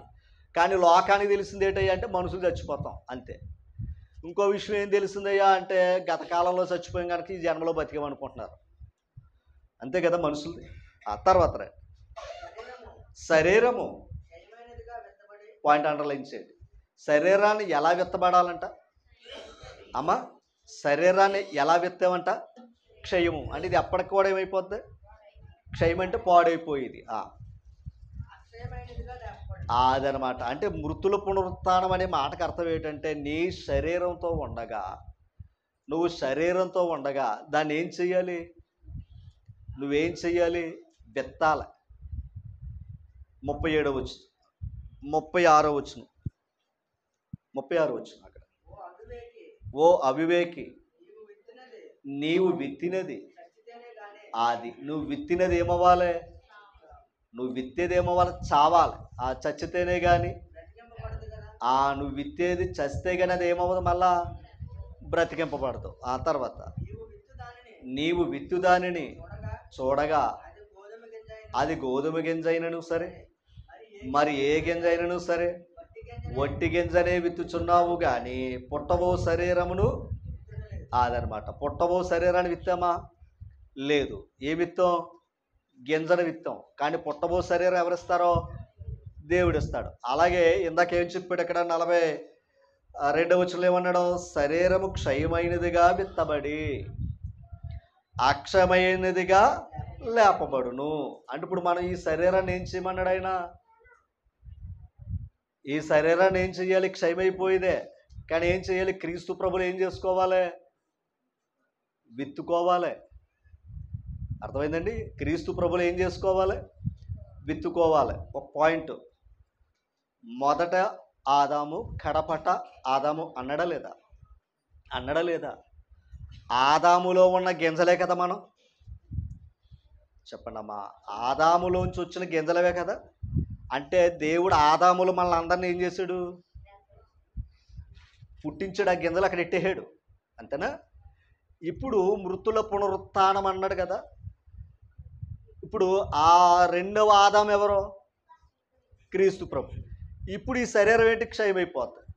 క్షయమైపోయిన శరీరాన్ని నువ్వు పాయింట్ అర్థం చేసుకుంటే క్రీస్తు అంటే ఆయన ఎవరు? రెండవ ఆదాం అని ఎందుకన్నాడు తెలుసా? ఆయన కూడా ఏం చేస్తున్నాడు? జీవింపచేయు ఆత్మ. అందుకు శరీరంతో ఉండగా నువ్వు క్రీస్తులో ఏం చేసుకోవాలి తెలుసా? నీ శరీరాన్ని విత్తుకోవాలి. విత్తుకుంటే పుట్టబో శరీరాన్ని ఆయన ఇస్తాడు. అర్థమైందా మీకు? ఏదన్నా పుట్టబోవు శరీరాన్ని ఇస్తాడంట. ఎవరో? క్రీస్తు ప్రభు. అందుకు కడపటి ఆదాముగా మాట్లాడాడు ఆయన. పాయింట్, ఆదాము ఎక్కడి నుండి చేయబడ్డాడో అమ్మా, అంతేనా? మట్టి నుండి పుట్టినవాడు మట్టి సంబంధే కదా. యేసు ప్రభు ఎక్కడి నుంచి వచ్చాడు? ఇప్పుడు నువ్వు అక్కడ పెట్టుకుంటే నువ్వు ఎక్కడికి వెళ్ళే మార్గం ఉందని చెప్తున్నాడు. అందుకే పునర్జన్మ సంబంధమైన స్నానము అన్నాడు దాన్ని. ఆ వెత్తుకోవడం అనే కార్యం ఏంటయ్యా అంటే పునర్జన్మ సంబంధమైన స్నానం. అంటే బాప్తీసం ద్వారా నువ్వు విత్తుకుంటే ఆయన శరీరంలో ఇది ఏమవుతుంది? అక్షయముగా ఏమవుతుంది? లేపబడుతుంది. ఏది? శరీరం. ఒక మాట, యేసు ప్రభు కూడా సశరీరుడిగా ఈ లోకానికి వచ్చాడట. అంతేనా? సశరీరుడు అనే మాటకు అర్థం ఏంటి? సంపూర్ణ మీకు నాకు ఉన్న దేహంతో వచ్చాడు. సరే, ఆదామును ఆదామును దేవుడు స్వహస్తాలతో చేశాడు కదా. మరలా అటువంటి క్రియేట్ ఎక్కడైనా జరిగిందా? ఏ నరుడైనా పుట్టాలంటే మళ్ళీ ఎక్కడి నుంచి రావాలి? తల్లిదండ్రుల నుంచే రావాలి. ఏ నరుడైనా పుట్టాలి అంటే తల్లిదండ్రుల నుంచి రావాలి. అది ఇదే. దేవుడు నమ్మిన వారైనా నమ్మని వారైనా పాయింట్ అర్థం చేసుకోవాలి. మృతతుల్యమైన గర్భంలోంచి కూడా దేవుడు ఏం చేశాడు? మనుషుల్ని పుట్టించాడు. అవునా కదంటారు? పుట్టించడం లేదా? మరో చోట ఎక్కడైనా పుట్టారా? పుట్టడానికి అవకాశం. ఎందుకంటే వీడు పుట్టడానికి కారణం ఏంటంటే తల్లి గర్భమే ఆధారం. వీడు పుట్టడానికి ఆధారం ఈ భూమి మీద ఈ శరీరంతో ఉండాలంటే వాడు రక్త మాంసాలతో ఉండాలి. ఎవరో? నరుడు. అందుకే యేసు ప్రభు అంతటి వాడు స్త్రీ పురుషుల వల్ల కలయిక వల్ల పుట్టకపోయినా పరిశుద్ధాత్మ ద్వారా పుట్టాడు. కానీ ఎక్కడ పుట్టాడు ఆయన? స్త్రీ గర్భమందు పుట్టి ఇన్ని కార్యాలు ప్రత్యేకంగా చేసిన వాడు. ఆయన ప్రత్యేకంగా ఒక ప్రత్యేకత చూపించుకోవచ్చు కదా. ఆయన కూడా ఎక్కడ పుట్టాడు? ఎందుకు పుట్టాడు? రక్త మాంసాలు కావాలంటే తల్లి గర్భంలోకి వెళ్ళాలి. అందుకే తల్లి గర్భంలో పాయింట్ అర్థం చేసుకోవాలి. ఆయన దేవుని శక్తి అది. మృతతుల్యమైన గర్భంలోంచి ఏం చేశాడు దేవుడు? ఆయన స్త్రీ ధర్మం నిలిచిపోయినా కూడా బిడ్డలు పుట్టించగలడు. కానీ మరో మార్గం ఇవ్వలేదు ఆయన. కానీ కన్య గర్భాన్ని పుట్టించాడు. అది గొప్ప సంగతి. పాయింట్ అర్థం చేసు. కన్య అయినా ఎక్కడ పుట్టాడు ఆయన? గర్భంలోనే పుట్టాడు ఆయన. పాయింట్ అర్థం చేసు. గర్భంలోనే పుట్టాడు. ఎందుకంటే గర్భంలో పుట్టాడు కనుక రక్త మాంసాలు తెచ్చుకున్నాడు ఆయన. అందుకే ఆయన సశరీరుడిగా ప్రత్యక్షుడయ్యాడు. ఎవరో? మరి ఎవరికొకటి ఆయన ఏదో పెద్ద తలకాయ పెట్టుకుని రావచ్చు కదా. బంగారు తలకాయతో పుట్టవచ్చు కదా. అర్థం చేసుకోవాలి. ఆయన ప్రత్యేకంగా చూడాలంటే బంగారు తలకాయలు పెట్టుకోవచ్చు కదా. బంగారు లోహాలన్నీ ఇక్కడే. లోహాలతో లోపల పుడితే చచ్చిపోతాడు. లోహాలతో ఎవడ పుట్టడు? ఒక మాట అడుగుతాడు, ఎవరైనా సరే బట్టలతో పుట్టిన ఎవరైనా ఉన్నారండి? అమ్మా, బట్టలతో ఏమనుకోకండి. ఏదో ఆడికి ఆరోగ్యం కొరకు మంచి భోజనం చేయమంటాం, భోజనం పెడతాం తప్ప ఏమనుకోకండి. పుట్టబోయాడు బంగారు లడ్డు పుట్టాలి కదా అని ఏమనుకోకండి. బంగారు పసుకలు తెచ్చి తినిపించామనుకోండి ఏమైపోతున్నారు?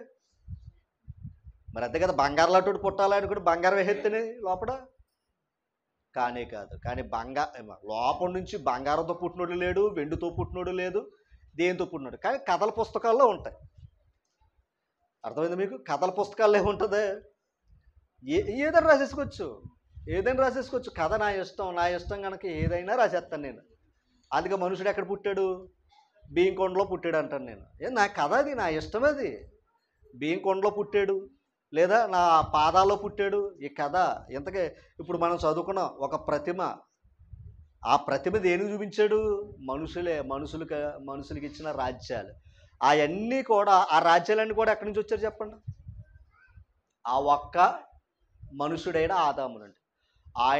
ఆయన ప్రతి మనుషుణ్ణి అన్నడా? ఆ ఒక్క మనుషుని ద్వారా అన్నడా లేదా? ఒక్కసారి ఇప్పుడు అలా చూడొద్దు. చదివి అపోస్తుల కార్యాల దగ్గరికి వెళ్దాం. 17 అధ్యాయం తీసారా? 17 అధ్యాయం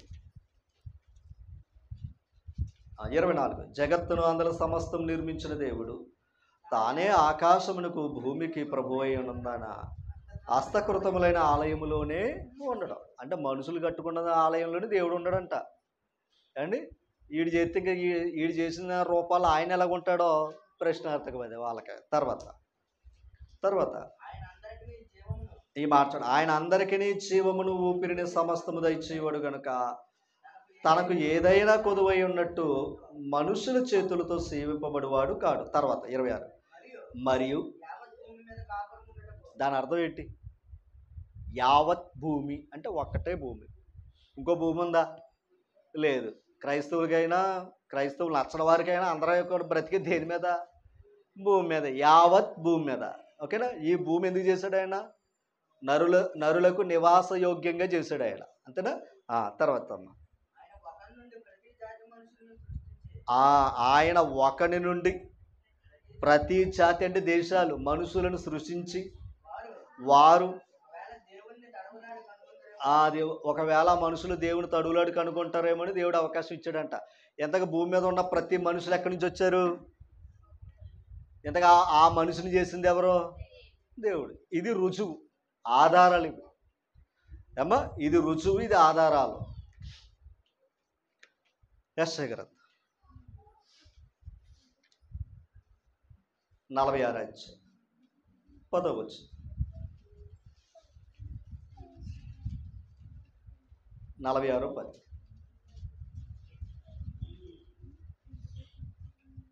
త్వరగా అయిపోయి ఒక్క 5 నిమిషాలు.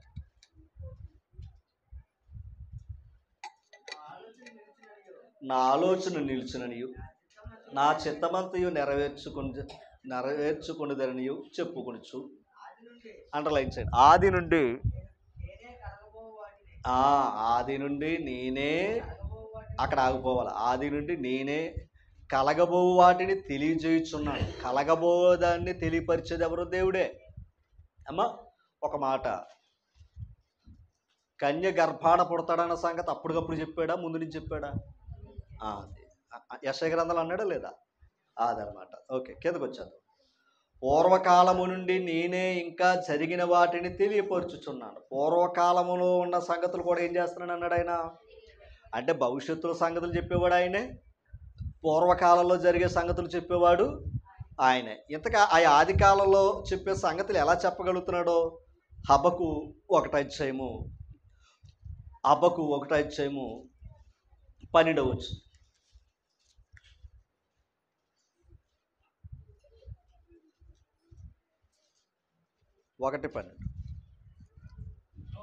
యెహోవా నా దేవా, నా పరిశుద్ధ దేవా.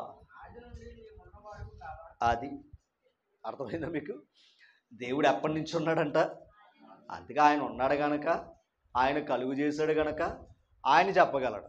లేనుడు ఏం చెప్తాడు? ఈరోజు ఇక్కడ పాఠం వినలేదు, రేపొద్దున ఇక్కడ ఏ పాఠం విన్నావురా బాబా అని రాను అడిగామనుకోండి, ఏదుడు చెప్తాడు.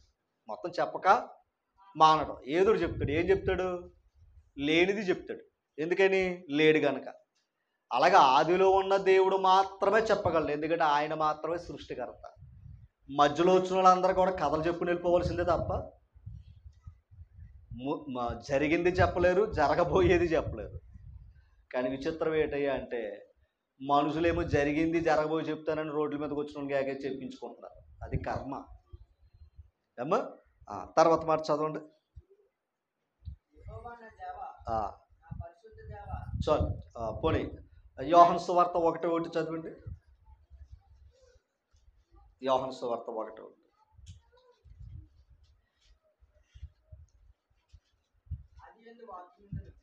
ఆది యందు వాక్యము ఉండెను, వాక్యము దేవుని యొద్ద.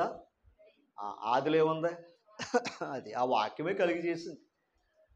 ఆదిలో అప్పుడు యేసుప్రభు ఏమన్నాడు తెలుసా? నేను అబ్రహాము పుట్టక మునిపే ఉన్నాను అంటాడు. యోహాను సువార్త 8:5. అబ్రహాము పుట్టక మునిపే ఉన్నాడట. ఎవరో? యోహాను సువార్త 17:5లోకి వెళితే లోకము పుట్టక మునిపే నీ యొద్ద ఉన్నానంటాడు ఆయన. అంటే అబ్రహాము కంటే ముందు ఎవరు ఉన్నారో లోకం ఉంది. అంటే ఇప్పుడు యేసుప్రభు ఎప్పటి నుంచి ఉన్నాడో? మరియమ్మ గర్భం నుంచి వచ్చినోడు కాదు ఆయన. అప్పటికప్పుడు వచ్చినోడు కాదు మనలాగా.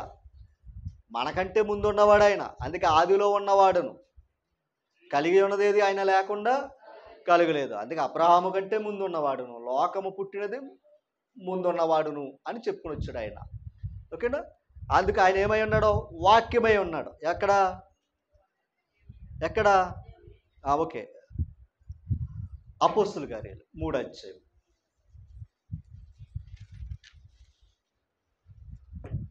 అపోస్తుల కార్యాలు 3వ అధ్యాయం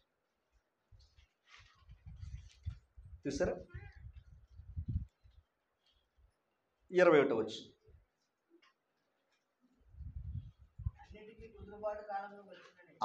అన్నిటికీ కుదురుబాటు కాలము వచ్చునని దేవుడు ఆది నుండి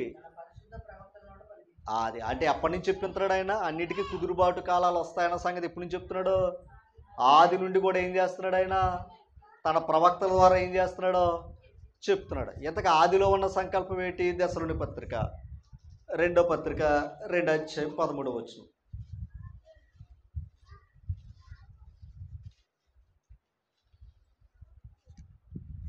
రెండు వచనాలు త్వరగా తీసారా? 2:13 వచనం అండి. 2వ దశలోని పత్రిక 2వ అధ్యాయం 13వ వచనం. ప్రభు వలన ప్రేమింపబడిన సహోదరులారా, ఆత్మ మిమ్మును పరిశుద్ధపరచుట వలన మీరు సత్యము నమ్ముట వలన రక్షణ పొందుటకు దేవుడు ఆది నుండి, అంటే దేవుడు ఆది నుండి కూడా మనుషులు ఏం పొందాలని కోరుతున్నాడు? రక్షణ పొందాలి. అంటే ఇప్పుడు రక్షణ ఇచ్చేవాడు ఎవరో? రక్షకుడు. అంతేనా? రక్షకుడు అది మాట అన్నారు. దేవుడే రక్షణ ఇస్తాడు.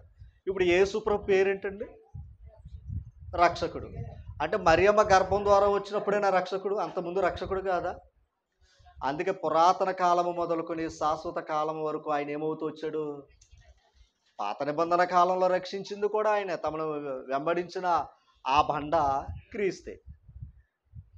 ఓకేనా? యేసుప్రభు అంటే అప్పటికప్పుడు వచ్చినోడు కాదు. ఓకేనా? పాయింట్ అర్థం చేసుకోవాలి. అంటే ఇప్పుడు ఆది నుంచి కూడా మనుషులు ఏం పొందాలనేది దేవుని ఉద్దేశం? రక్షణ పొందాలి, దైవ ఉద్దేశం. పేతురు రాసిన పత్రిక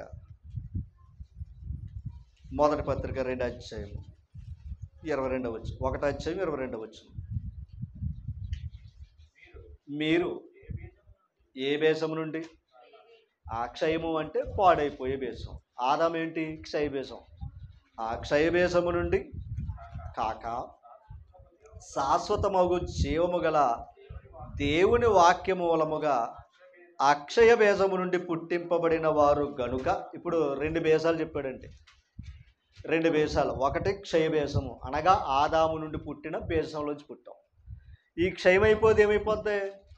పాడైపోద్ది. ఇప్పుడు క్షయమైపోయింది ఏం చేయమన్నాడు? క్షయముగా విత్తబడితే అది మళ్ళీ ఏమవుతుంది? అక్షయముగా ఏర్పడుతుంది. అందుకు క్షయమైపోయింది. అక్షయుడు ఎవరు? యేసుప్రభు. అందుకే దాని పాయింట్ అర్థం చేసుకో. ఆయనకి ఏమి లేదు, మరణం లేదు కదా. ఎవరికే? మరి అదే కదా, యేసుప్రభు మరణం ఉంటే ఈరోజు ఇక్కడ కూర్చోవలసిన పని మనకు లేదు. ఆయన గమనించాలి, ఆయన అక్షయుడు గనుక ఎంతకే గమనించాలి. దేవుని వాక్యం ఎప్పటి నుంచి ఉంది? రైట్, ఆ వాక్యమే మనం సృజించింది. అందుకే దేవుడు మన పోలిక చొప్పున నరులను అది ఆ చేయుదుమనే విషయాల్లో తండ్రి, కుమారుడు, పరిశుద్ధాత్ముడు ఉన్నాడు. ఓకేనా? ఆ ముగ్గురు ఉన్నారు. అందుకే దేవుని ఆత్మ జలముల పైన అల్లాడుచుంటాడు. పరిశుద్ధాత్ముడు అక్కడే ఉన్నాడు, వాక్యము అక్కడ ఉంది. అందుకే అదే పేతురుపత్రులకు వెళితే 3:7 చదవండి ఒక్కసారి. 5 రెండో పేతురుపత్రిక 3:5 అంటే ఇవన్నీ కొంచెం కలెక్షన్, తప్పుగా భావించకండి. ఏలయనగా పూర్వము నుండి ఆకాశం ఉండిననియు, నేలలో నుండి నేల వలన సమకూర్చబడిన భూమియు దేవుని వాక్యం వలన కలిగిన వారు బుద్ధిపూర్వకంగా. ఇంతగా సృష్టి ఎలా కలిగించబడ్డ చెప్పండి? దేవుని వాక్యం. ఇప్పుడు మరలా మనం పుట్టడానికి కారణం ఏంటి? అక్షయ బీజం ద్వారా పుట్టే అవకాశం దేని బట్టి ఉంది అంటే దేవుని వాక్యం క్షయాన్ని నిర్మించింది, అక్షయాన్ని నిర్మించగలదు. క్షయము అక్షయాన్ని నిర్మించుకోలేదు, అంతేనా కదంటారా? క్షయమైపోయింది, శాశ్వతమైనది సృష్టించుకునే అవకాశం లేదు. నరుడు పరలోకాన్ని సృష్టించుకోలేడు. దేవుడు అక్షయుడు గనక, పరలోకం ఉంది గనక మనల్ని సృష్టించాడు. మరలా మనం ఎక్కడికి వెళ్ళే అవకాశం ఉంది? అది అందుకే మనం 2 బీజాలు అన్నాడు. క్షయమగు బీజం నుండి పుట్టిన వారు కాదు మీరు. ఇప్పుడు బాప్తిస్మం పొందిన వారు ఏ బీజం నుండి పుట్టారు? ఏదది? దేవుని వాక్యం వల్ల పుట్టాం. అదే పునర్జన్మ సంబంధమైన స్నానం. ఆ స్నానం పొందడానికి ఏమన్నా మనం ఆ వాక్యాన్ని ఏం చేస్తాం? విశ్వసించాం. యేసు ప్రభు ద్వారా మానవ జాతికి అనుగ్రహించిన భాగ్యం ఏంటయ్యా అంటే పునర్జన్మ. అంటే పాప జీవితాన్ని విడిచిపెట్టి క్రొత్త జీవితాన్ని పొందడానికి, అంటే ఒక విధంగా చెప్పాలంటే పునరుత్థానం పొందడానికే బాప్తిస్మం. అందుకే పునరుత్థానం పొందాలంటే క్షయమగు ఈ శరీరాన్ని అక్షయుడగు క్రీస్తులు ఏం చేసుకుంటున్నాం? విత్తుకుంటున్నాం అనమాట.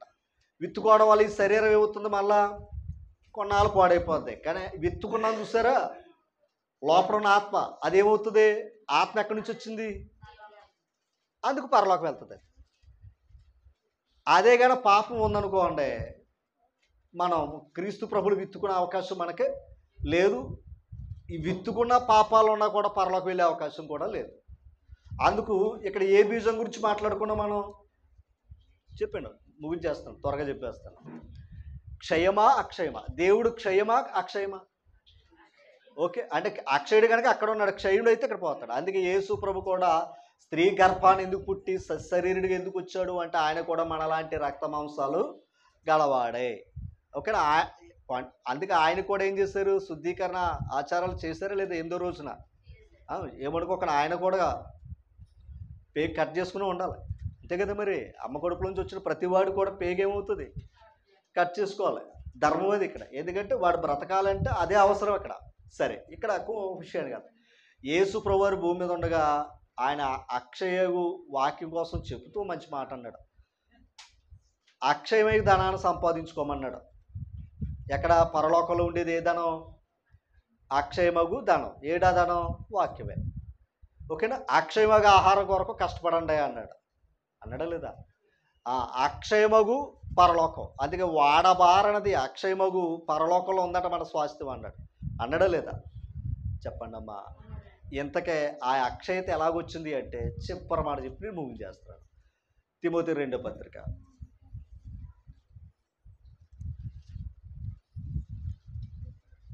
1:10. తిమోతి 2వ పత్రిక 1:10. కింద చూడండి. మన క్రియలను బట్టి కాక తన స్వకీయ సంకల్పం బట్టి అనాది కాలములోనే, అంటే ఆది కాలం అనేది సృష్టి పుట్టినది. అనాది అంటే సృష్టి పుట్టక మునుపు ఉన్నదే అనాది. ఏమో తర్వాత చూడండి. అనాది కాలమునే క్రీస్తు యేసునందు మనకు అనుగ్రహింపబడినది. క్రీస్తు యేసును మన రక్షకుని ప్రత్యక్షత వలన బయలుపరచబడినదినైనా తన కృపను బట్టి మనలను రక్షించిన పరిశుద్ధమైన పిలుపుతో ఆయన మనలను పిలిచాడు. ఏ పిలుపుతో పిలిచాడంట? ఓకేనా? తర్వాత చూడండి అక్కడ. ఆ క్రీస్తు యేసు మరణమును నిరర్ధకము చేసి, యేసు ప్రభు ఏం చేశాడంట? మరణాన్ని నిరర్ధకము చేసి జీవమును అక్షయతను సువార్త వలన వెలుగులోనికి తెచ్చాడట. ఓకేనా? అంటే సువార్త ద్వారా ఏమొచ్చింది లోకానికి? వెలుగు వచ్చింది, అక్షయత వచ్చింది. అంటే ఇప్పుడు సువార్త క్షయమా అక్షయత అమ్మా? ఇప్పుడు సువార్త ఎవరు? యేసుప్రభే కదా. ఇప్పుడు యేసుప్రభు ఏమై ఉన్నాడు? అక్షయుడా క్షయుడా? అమ్మ కడుపులోంచి వచ్చినప్పుడు క్షయమే, అందుకే మనుష్య కుమారుడు. ఆయన ఏమైపోయాడు? శరీరాన్ని ఏం చేశాడు? విడిచిపెట్టాడు. ఇప్పుడు ఆయన తిరిగి లేచిన తర్వాత ఏమయ్యాడు? అక్షయుడు. ఇప్పుడు మనం ప్రకటించే సువార్త అక్షయం చెప్తున్నావా క్షయం చెప్తున్నావా? అక్షయుడే. అందుకు ఇప్పుడు అక్షయుడు గురించి చెప్తున్నప్పుడు క్షయమవి శరీరం అక్షయతలో సువార్త ద్వారా దేవుని వాక్యం ద్వారా మనం విత్తుకుంటే అక్షయముగా ఏమవుతుంది? విత్తబడుతుంది. ఓకేనా? అర్థమైందా? ఇప్పుడు ఈ శరీరాన్ని ఎవరిలో విత్తుకోమంటున్నాడు ఆయన? క్రీస్తు శరీరంలో పెట్టుకోమంటాడు. ఒక మాట చెప్పండి, క్రీస్తు గర్భంలో పెట్టుకోమంటున్నాడు. ఎందుకో తెలుసా? అసలు తండ్రి గర్భంలోంచి వచ్చిన మనం తల్లి గర్భంలోకి వెళ్తాం. అసలు తల్లి గర్భంలోకి రావాలంటే తల్లి గర్భమే నాంది. అలాగే మనం పరలోకం వెళ్ళాలంటే ఇప్పుడు క్రీస్తు స్వరక్తం ఇచ్చి సంపాదించిన సంఘంలో మనం ఏం చేసుకున్నాం? ఆయన శరీరంలో విత్తుకున్నాం. పాయింట్ అర్థమైంది మీకు ఏదన్నా? ఇప్పుడు మొదటగా చేసింది ఎవరిని దేవుడు? స్త్రీనా పురుషున్నా? అది. ఓకేనా? పురుషునే చేశాడు. ఓకేనా? అంటే ఎంత చెప్పాడు? ఈ విత్తనాలన్నీ అందులో పెట్టాడు ఆయన. ఈ విత్తనాలన్నీ అందులో పెట్టాడు. ఓకేనా? ఈ విత్తనాలు పెరగడానికే స్త్రీని చేశాడు ఆయన. ఇంకంతకన్నా అర్థం చేసుకోండి. ఈ విత్తనాలు పెరగడానికి అన్ని కూడా ఏం చేశాడు ఆయన? స్త్రీని చేశాడు. వీళ్ళందరూ బ్రతకడానికి ఏం చేశాడు? సృష్టిని, ఈ భూమిని చేశాడు అనమాట. ఎప్పటికైనా వీళ్ళందరూ ఏమైపోతారో అందుకని క్షయమైపోతుంది. కాబట్టి ఎవరు అక్షయుడు ఉన్నాడు రా బాబు, అక్షయత అయిన సువార్తను పంపుతున్నాను, ఆ అక్షయదాన్ని వెతకడరా బాబు, క్షయమేది క్షయమే అని చెప్పి ఆ కుమారుని లోకాన్ని పంపాడు. అన్నిటికీ కుదురుబాటు కాలం వచ్చేంత వరకు ఆయన రాలేదు, వచ్చాడు. కానీ ఆయన రాకపోయినా ముందు నుంచి కూడా ఆయన ఉన్నాడు. అలాగే యేసు ప్రభు రాక మునుపు కూడా నమ్మిన విశ్వాసులు కూడా ఉన్నారు. అందుకే అబ్రహాము నా దినము చూతునని మిగుల ఆనందించును, అది చూసి సంతోషించును. అంటే అబ్రహాము యేసు ప్రభుని విశ్వాసంతో చూశాడు. మోసే క్రీస్తు ప్రభుని విశ్వాసంతో చూశాడు. విశ్వాసం ద్వారా చూశారు. విశ్వాసంతో బ్రతికారు, విశ్వాసంతో చచ్చిపోయారు. ఓకేనా? అందుకే విశ్వాసమును కర్తవ్య ప్రభువు దగ్గరికి మనం వెళ్ళే అవకాశం మనకిచ్చాడు. ఓకేనా? కనుక మనం ఎలా పుట్టాం? ఈ భూమి మీద పుట్టిన ప్రతి ఒక్కడు కూడా తల్లి గర్భం నుండి పుట్టాలి, అంతేనా? కానీ పరలోకం వెళ్ళాలంటే అక్షయ బీజము నుండి పుట్టాలి. అదే దేవుని వాక్యము. దేవుని వాక్యం ద్వారా పుట్టడం అనేది బాప్తిసం. ఆ బాప్తిసం ద్వారా పుడితే పరలోకానికి వెళ్ళే అవకాశం ఉంది. ఓకేనా? అంతేగాని మళ్ళగా ఏదో కథల కింద అల్లికేమీ లేదు. ఇంకొక మాట, తల్లి గర్భంలో పుట్టడానికి తల్లి రక్తం ఎంత అవసరమైందో పరలోకానికి చేరడానికి కూడా క్రీస్తు రక్తం కూడా మనకు అవసరమయ్యింది. రక్తం లేకుండా జన్మే లేదు. ఓకేనా? అది భూ సంబంధమైన జన్మైనా పరసంబంధమైన జన్మైనా రక్తం లేకుండా జన్మే లేదు. కనుక ఆ క్రీస్తు రక్తమే వాక్యము. ఆ వాక్యమే మన హృదయాల్లో ఉన్న పాపాన్ని ఏం చేస్తుంది? ఆ రక్తం కడుగుతుంది. ఆ రక్తాన్ని ఒప్పుకున్నాం, విశ్వసించాం, నమ్ముతున్నాం, క్రీస్తు శరీరంలో ఉన్నాం, బాప్తిసం తీసుకున్నాం, ప్రభుతో ప్రయాణం చేస్తున్నాం. ప్రభు ద్వారా పరలోకానికి వెళ్ళే అవకాశం. మరొకసారి మీ అందరూ కూడా ప్రభు నామమున ప్రత్యేక వందనాలు. థాంక్యూ.